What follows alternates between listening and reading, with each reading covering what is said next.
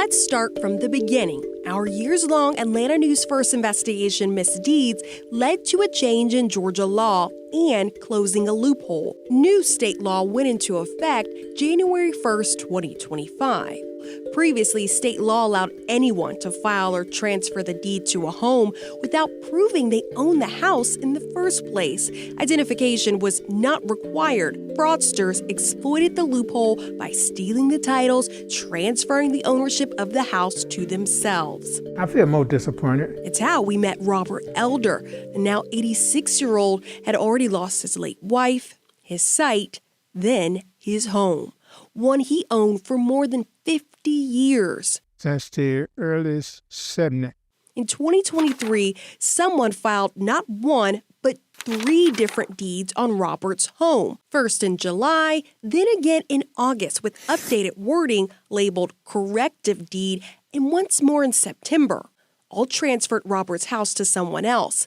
None of the signatures match the way the 86-year-old signs his name.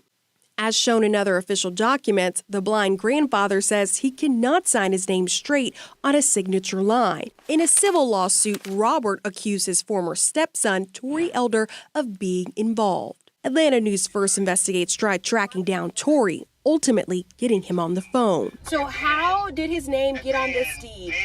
How did his name get on this deed? Despite Tory denying the claims back then, in August, the court signed a judgment to Tory, agreed to by both parties, which says the court found fraud, larceny, and malicious injury, ordering him to pay his dad $136,000 in damages. You're trying to move on. What does moving on look like? I look kind of dark right now because This is not a win to Robert because he says it feels like a loss of family. some form of apologize for doing that to me and all. That would be a way to healing. So if he apologizes, you'll have some kind of response to him? I would have some kind of response to it. Mm-hmm.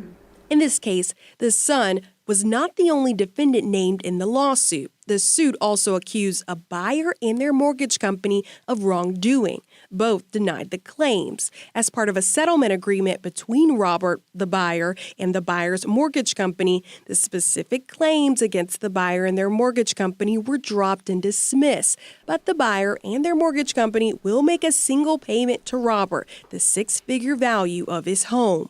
Robert's attorney, Rick Allenbeck.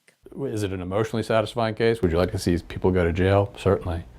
But that's just not the way the system works. There are no criminal charges filed against any defendant, only the civil lawsuit, which originally sought to get the house back. But when they learned the inside had been gutted, they settled with the value of the property instead. Prosecutors, solicitors, district attorneys, they don't prosecute these cases, even though they're crimes. People's homes and investments and their lives, their wealth are tied up in homes, and these are not treated as crimes. So it would be nice to see people go to prison for this kind of conduct.